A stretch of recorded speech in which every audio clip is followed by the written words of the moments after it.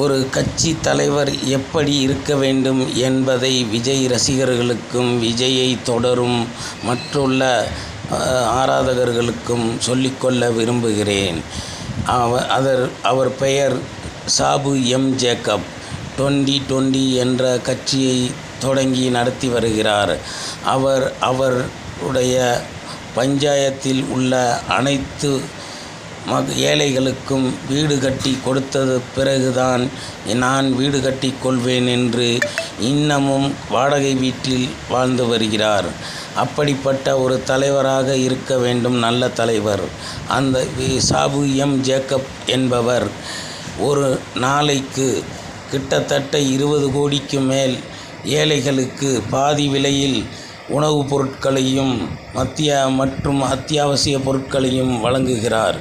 இதை நீங்கள் கிழக்கம்பலம் என்ற தொகுதியில் சென்று பார்க்க முடியும். இதுபோன்று இருக்க வேண்டும் ஒரு தலைவர். அப்படிப்பட்ட தலைவர்தான் உண்மையான தலைவராக இருக்க முடியும். சாபு எம். ஜேக்கப் முதலில் அவர்களுடைய சொந்த கம்பெனியில் வேலைக்கு சேர்ந்தபோது அவருடைய தந்தை அவருக்கு என்ன வேலை கொடுத்தார் என்பதை நீங்கள் உணர்ந்திருக்கிறீர்களா? அவர் முதலில் கூலித் தொழிலாளியான தூய்மை தொழிலாளராகத்தான் அவருடைய வேலையை தொடங்கினார். இன்று அவருக்கு எத்தனை கோடி வருமானம் என்று உங்களுக்கு தெரியுமா?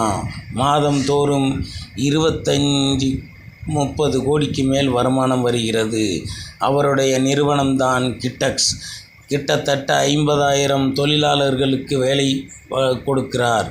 அவர்களுடைய கம்பெனியில் வேலை செய்யும் ஒருவருக்கு கூட ஒரு குறையும் இல்லாமல் மதிய உணவு முதல் தங்கும் இடம் வரை இலவசமாக வழங்கி அவர் தொழிலாளர்களை கவனித்து கொள்கிறார். அப்படிப்பட்ட தலைவர் ஒவ்வொருவருக்கும் ஏழைகள் எல்லாம் வீடு கட்டி முடித்த பிறகுதான் எனக்கும் வீடு கட்டி முடிப்பேன் என்று சபதம் எடுத்துள்ளார். அப்படிப்பட்ட தலைவரா உங்கள் விஜய்? இதில் ஏதாவது ஒரு காரியம் செய்திருக்கிறாரா? அப்படி என்றால் உங்கள் தலைவரை மதிக்கலாம், அவருடைய எண்ணங்களையும் கொள்கைகளையும் நீங்கள் ஃபாலோ அப் செய்யலாம். ஆனால் உங்கள் தலைவர் அப்படி இல்லையே. உங்கள் தலைவருக்கு இருக்கும் ஒரே குணம் என்னவென்றால் லாட்டரி சீட்டை கொண்டு வர வேண்டும்.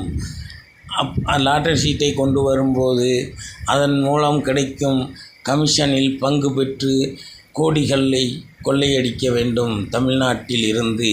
இந்த ஒரு எண்ணம் மட்டும்தான் இருக்கிறது.